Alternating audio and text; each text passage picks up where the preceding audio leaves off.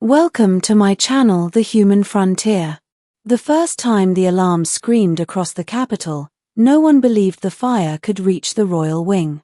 The Palace of Verection was built from star-forged stone walls that had endured meteor storms, plasma bombardments, and centuries of war. Fire, something so primitive, so human, was never meant to threaten it. But this was no ordinary fire. It began deep beneath the palace, where the planet's unstable core was harnessed to power the empire. A chain reaction, whether accident or sabotage, no one yet knew, ignited a surge of volatile energy that ripped through the lower levels like a living beast. Flames laced with alien plasma roared upward, devouring corridors, melting steel, and turning the very air into a weapon. By the time the royal guards realized what was happening, it was already too late. Kale Varin had never planned to be anywhere near the royal wing that day. A human outsider in an alien empire, he worked as a structural engineer, one of the few trusted to maintain the energy conduits that ran beneath the palace. He had earned that trust through skill, not status. In a society that valued lineage above all else, Kale was invisible. Until the fire came. He was in the lower maintenance corridors when the first explosion hit. The ground shook violently, throwing him against the wall. Lights flickered, then died, replaced by an ominous red glow as emergency systems activated. Containment breach in Core Sector 7, a mechanical voice echoed through the halls. Evacuation protocol. The announcement cut off as another explosion rocked the structure. Kale pushed himself up, heart pounding.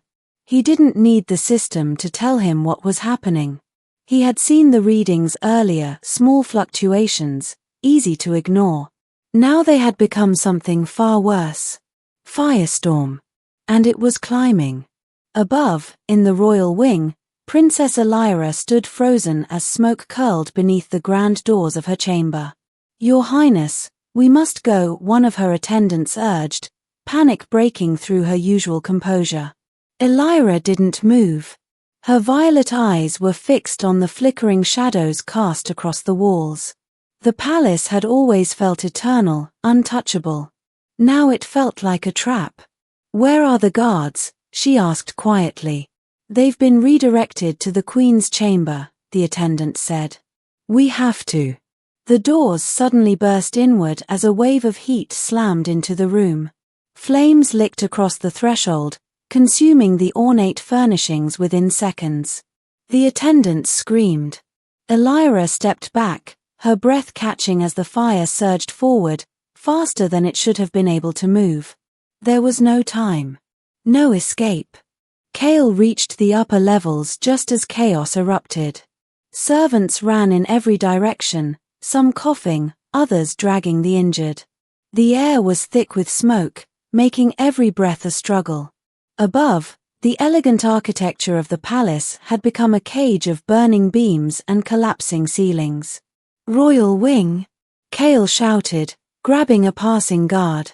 The alien soldier, his armor scorched and cracked, stared at him in disbelief. "You shouldn't be here, human. Get out." "Where is the princess?" Kale demanded. The guard hesitated for a fraction of a second, then pointed down the corridor. "Her chamber, but it's cut off. No one's getting through that." Kale didn't wait. He ran. The heat intensified with every step. By the time Kale reached the corridor leading to Elira's chamber, it was already an inferno. Flames roared along the walls, devouring everything in their path. The ceiling groaned ominously, pieces of molten debris crashing to the floor. No one could survive that. But Kale didn't stop. He tore a piece of fabric from his sleeve, wrapping it over his mouth and nose, then plunged into the fire. Pain hit him instantly. The heat was unbearable, searing his skin even through his protective suit. The air burned his lungs with every breath. His vision blurred, reduced to a haze of orange and black. But he kept moving. Step by step. Through the fire. Elira had nearly given up when the figure appeared in the doorway. At first, she thought it was a hallucination, some trick of the flames as they closed in around her. But then the figure stepped forward. A human. Covered in soot, his clothing scorched, his eyes focused with a determination she had never seen before. "You're coming with me," he said, his voice rough but steady. Elira stared at him. "You came through that?" "No time," he replied. "Can you walk?" She tried to stand, but the heat, the smoke, the fear, it all overwhelmed her. Her legs gave out beneath her. Kale didn't hesitate.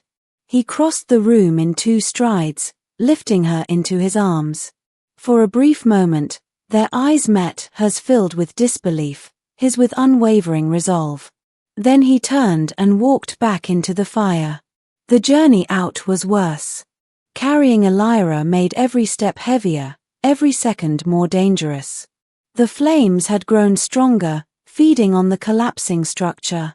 The path he had taken was barely visible now, obscured by smoke and falling debris. A beam crashed down behind them, cutting off any chance of retreat. Forward was the only option.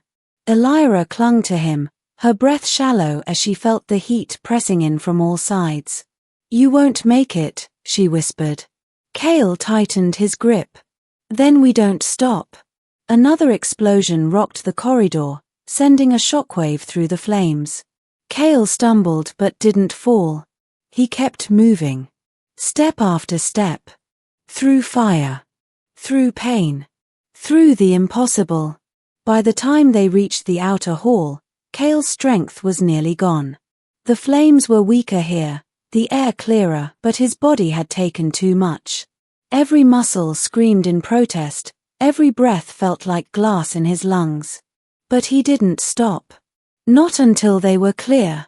Not until he collapsed. The guards found them moments later. "Princess," one shouted, rushing forward. Elira was carefully lifted from Kale's arms, her condition quickly assessed. She was alive. Weak, shaken, but alive. Kale lay motionless on the ground, his body covered in burns, his breathing shallow. He carried her through that. Another guard murmured in disbelief. No one answered. Because they all knew the truth. No one else could have done it. Hours later, the fire was contained. The damage to the palace was severe, but the core had stabilized. The empire had survived the disaster. But the real shock came in the royal chamber. Kale stood, barely, before the throne. Bandages covered his arms and chest, his posture unsteady. Yet he had insisted on being present when summoned. The court was silent. Nobles whispered among themselves, their eyes fixed on the human who had done the impossible. At the center of it all stood Queen Phyrexia. Her gaze was cold, unreadable as she studied him. "You entered the fire," she said at last. Kale nodded. "You carried my daughter through it." Another nod. The silence stretched, heavy with expectation. Finally, the queen stepped forward. The entire court held its breath. When she spoke, her words echoed across the chamber, clear, powerful, undeniable. "From this moment forward, this human stands above all who hesitated." Gasps rippled through the court. Even the highest nobles looked stunned. The queen's gaze never left Kale. He walked into death, she continued, while others stood back and calculated risk. Her voice hardened. He did not act as a servant, nor as an outsider. She paused. He acted as one worthy of this empire. The silence that followed was absolute. Then, the queen did something no one expected. She lowered her head. Not deeply, but enough. A gesture of respect. To a human. No one spoke. No one moved. Because in that moment, everything had changed. And nothing in the empire would ever be the same again. Thank you for listening. Subscribe for more cinematic science fiction stories.